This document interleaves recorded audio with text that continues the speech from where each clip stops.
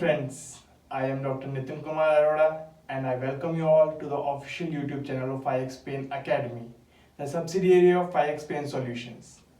Today with this video, I invite you all to our new subsidiary of PhyX Pain Solutions, and that is PhyX Pain Academy. With this venture, I bring forth my idea of enhancing the knowledge of our physical therapy stream. As a physical therapist, I always realized in my practice and my educatory level as well that what happens is all the time we people are fascinated with the idea that okay, this is a certain disease or disorder or condition, and we take it with the ideology of how the pathology works. Like, let's say if there is any issue, what all changes are there in the body. But I believe, being a movement scientist, you are physical therapist. Physical means physical, your body, how physics work in your body. So we never thought our body in that way. So in this video series, we are gonna start with another idea and another topic, that is osteoarthritis. And today I'll be telling you purely, starting with osteoarthritis, what it is and what you have learned till now, or for the juniors, for BPT students who have not learned anything about osteoarthritis now, I'll be starting from the scratch and taking you to the next level. So the main concept we'll be enhancing is the pathomechanics. Normally we deal with pathology. Pathology is not something you can directly cure, because all your manual therapy techniques, all your skills, everything you are targeting towards changing the physical aspects of the patient, in a way creating mechanical, neurophysiological and musculoskeletal effects. But when it comes to pathology, what do I mean by pathology? When you study physiology, you have something that is the normal thing going in your body. But as soon as the normal things becomes abnormal, so it's pathology. But that abnormal physiology is called pathology, but you are not going to treat abnormal physiology. So let the medicine thing do the medicine, and let the physical therapist and movement scientist do the movement thing. So in this series, we'll be discussing the mechanics of everything. Pathomechanics. It's not pathology, it's pathomechanics. Means disturbed mechanics that leads to the changes in the body which you see. So every topic we'll be dealing with in this series will be exclusively studied on the basis of what changes do you see and why do you see them. Okay. So, as I promised, I'll be starting from the scratch. So everyone, starting from the BPT first year student to any level, can connect with the idea of this teaching ideology. So talking about arthritis, as the name implies, it's composed of two words. That's arthro and itis. That means joint, and itis means inflammation. So inflammation in the joints is called arthritis. And can you believe there are more than 100 types of arthritis? And the most common type of arthritis is osteoarthritis. So today in this video we'll be dealing with how to, what osteoarthritis is, what all symptoms do you get in it, what are the types of osteoarthritis, what is the pathomechanics behind osteoarthritis, and what all changes it causes, and what treatments can you do on the basis of those pathomechanics. And last but not the least, even if you are a cardiophysical therapist, a neurophysical therapist, sports or orthophysical therapist, because generally we consider that orthophysical therapists are the ones who are going to deal with osteoarthritis, but that's not so. At the end of the video, I'll be discussing some extra points pertaining to neuro, cardio and ortho along with sports physical therapy, in which you deal special category of patients who have osteoarthritis. due to their habits and their daily routines and the compensatory mechanism their body uses. So osteoarthritis being the most common type of arthritis, and the name osteoarthritis is osteo plus arth plus itis. So osteo means bone, arth means joint, and itis means inflammation. So the joint formed by the bones starts getting inflammation, and in turn the articular cartilage of the joints starts getting degenerated. So osteoarthritis is a degenerative joint disease. It's a disease of the joints that is degenerative in nature, and specifically of the synovial joints of the body. Before discussing further, I'd like to recapitulate what you have learned in BPT first year about how joints look and what all things do we have in a joint. So a healthy joint comprises of two bones forming a joint, or more than two bones. In between you have articular cartilage that is around 1 to 4 mm, followed by you have a synovial membrane outside the joint that gives synovial fluid that provides nutrition to the joint. Synovial membrane in synovial joint secretes around 0.5 to 4 ml of synovial fluid. Along with that, you have a capsule outside the joint that surrounds the normal synovial joint. This cartilage is hyaline cartilage.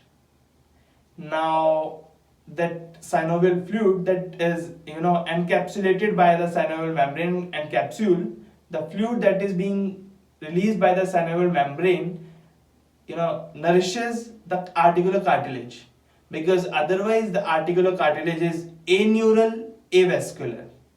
That means neither it has nerve supply nor it has got any blood supply. So because it doesn't have any nerve supply, it doesn't have pain sensation, no nociceptors. So even if you injure, you damage the articular cartilage, you don't have pain. But if you remember, I just mentioned in the very beginning that there is a degeneration of the articular cartilage in osteoarthritis, and you might have heard of that people get pain as well. So what is the reason for that thing? We'll be discussing that in the coming slides in the symptoms. So that synovial membrane and fluid I am talking about, what happens is when the patient is resting, the individual is resting, the synovial fluid goes to the cartilage and nourishes it. And as soon as you start activity or you start weight bearing, so the articular cartilage is compressed and the synovial fluid sweeps out of the cartilage and from the joint space towards the synovial membrane, and again reabsorbed by the membrane. So that way the normal nutrition, so taking in the nutrition and giving out the extra substances formed inside the joint, so taking out them, so this is a normal process. If we talk about other types of joints, so this was about synovial joint. Other types of joint, you have fibrous joints and cartilaginous joints. So as in the beginning we talked about that it is the synovial joints that are affected in osteoarthritis. The reason for that is the fibrous and the cartilaginous joints don't have that much of movement. They are quite simple joints. They don't allow that much of movement. So lesser movement, lesser degeneration. So simply because they don't move that much, they don't cause that much degeneration, and ultimately no or very little osteoarthritis that don't give that much symptoms that you consider it as osteoarthritis. But in case of synovial joints, because they are mobile joints, because of their shape, their structure, being complex structured joints, they give those symptoms. Specifically talking about which all joints give the most predominant symptoms in osteoarthritis, you have knee joint, hip joint, then your carpometacarpal joint, along with PIP, that is proximal interphalangeal joint, and your DIP, distal interphalangeal joint. In some cases, the special case I discussed you about, that I'll be discussing in the end as well, that is shoulder and elbow osteoarthritis in some special population, some special cases as well. So talking about the types of osteoarthritis, you have two basic type of osteoarthritis. First is primary and second type is secondary osteoarthritis. Primary osteoarthritis, as the name implies, it means primary, means starting from within. So with aging, we all know that aging process is going on in every one of us, every day, every minute, every second. I'm getting some sort of degeneration in my body, wear and tear in my body, that ultimately leads to osteoarthritis in the longer run. So these cases which develop osteoarthritis at the age of 50 or maybe more than that, sometimes after 60 years of age, they are considered primary osteoarthritis cases. And the main mechanism is, extra loading or the aging process, that is degenerative in nature. Talking about the secondary osteoarthritis, you have some special cases. First and foremost, cause of secondary osteoarthritis, that is, secondary means something that led to the other thing. So secondary to some other issue. So that is why there was some predominant issue in the starting that led to the other problem, that is osteoarthritis on the as a after effect. So the aftermath of that primary activity led to osteoarthritis. That is why we call it secondary osteoarthritis. So in secondary osteoarthritis, we have first and foremost condition obesity. Obesity means you have extra body weight being put on the joints. So they have to, every time you are walking, you are putting extra weight. The joints are recuperating again and again. They are, somehow managing. But after a short or long duration of time, with the increase in wear and tear, they give way. So it leads to osteoarthritis, secondary osteoarthritis. And talking about, as I told you, we'll be discussing every minute detail about every concept. So osteoarthritis and obesity, how they are linked. In obesity, with every 1 kg increase in body weight, the load on your knee or any joint for that matter is around 3 to 5 times your body weight. So even if there is an increase in 1 kilogram of body weight, so the knee or ankle or for that matter your hip joint will be getting around 3 to 5 times extra body weight. 3 to 5 times extra weight. So that means 1 kg increase will lead to 3 kg extra load on the knee or on the ankle. So that means a lot. And it is the repetitive stress or one-time maximal stress that leads to injury.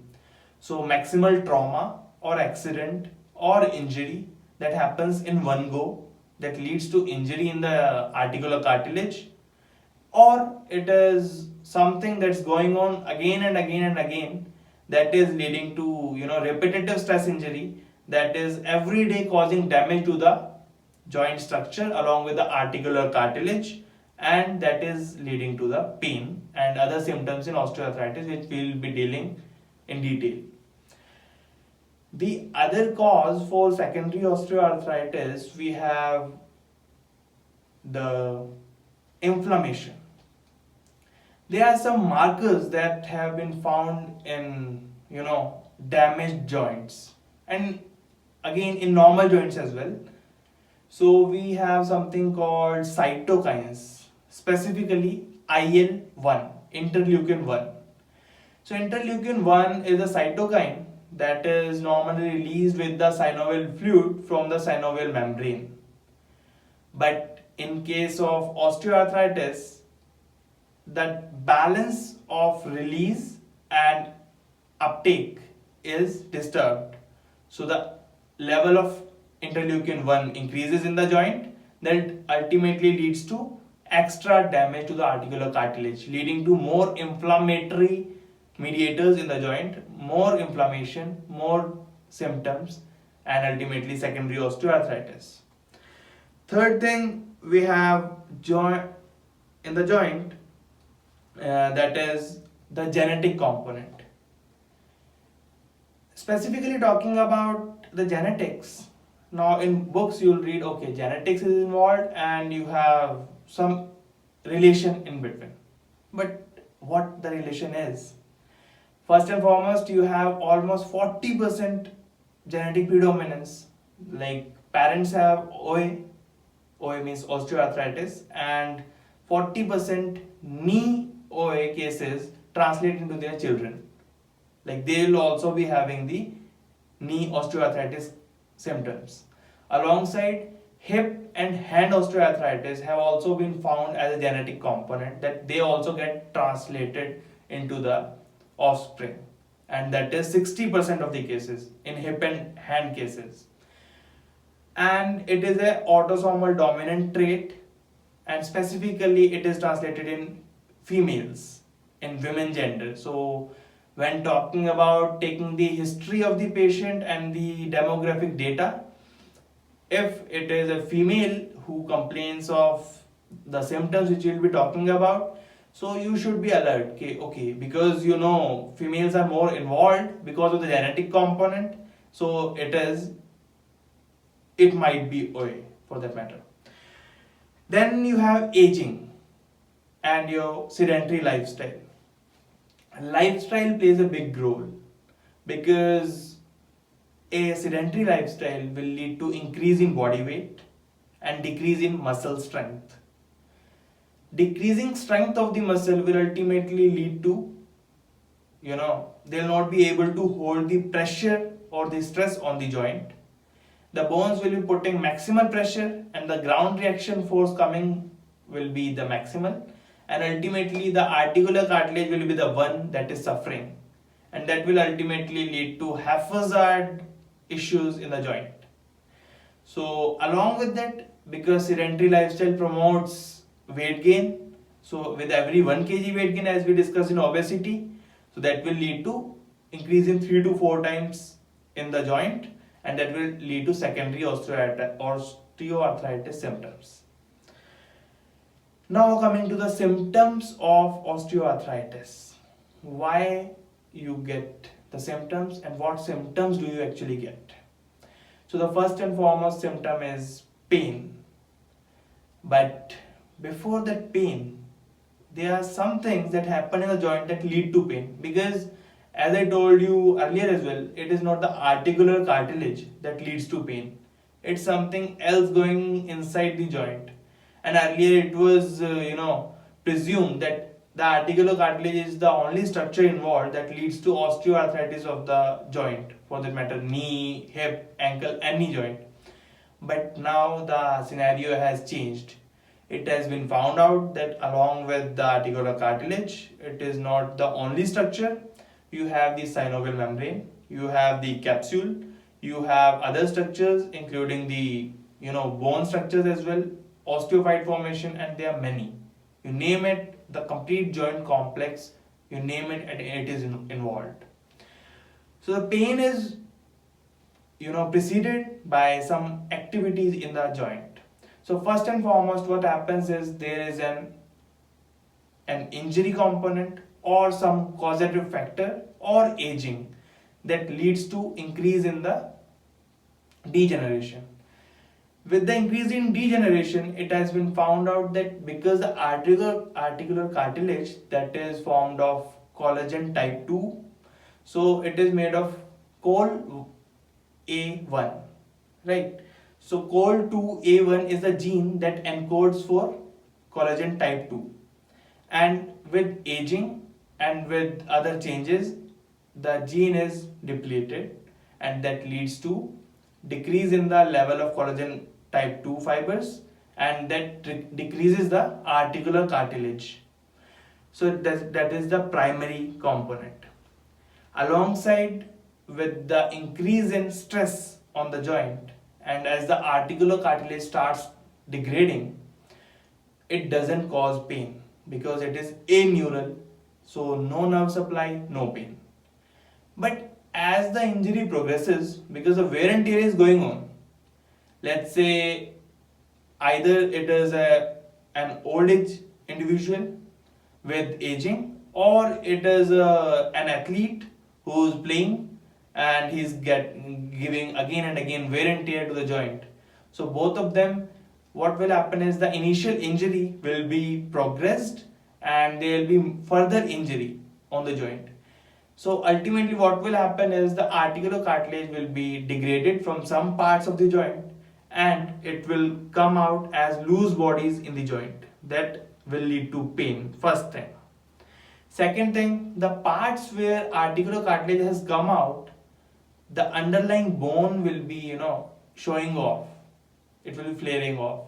So the bone will touch the bone and the articular cartilage and other structures. So it is like in teeth, you have your enamel covering.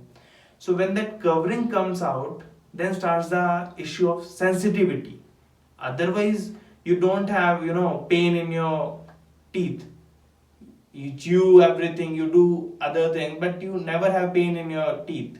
But as soon as the enamel is degraded, you start getting pain and sensitivity symptoms in your teeth. Likewise, in other joints as well, you have, as the structures get degraded and the bone things comes out, it starts giving pain and other symptoms.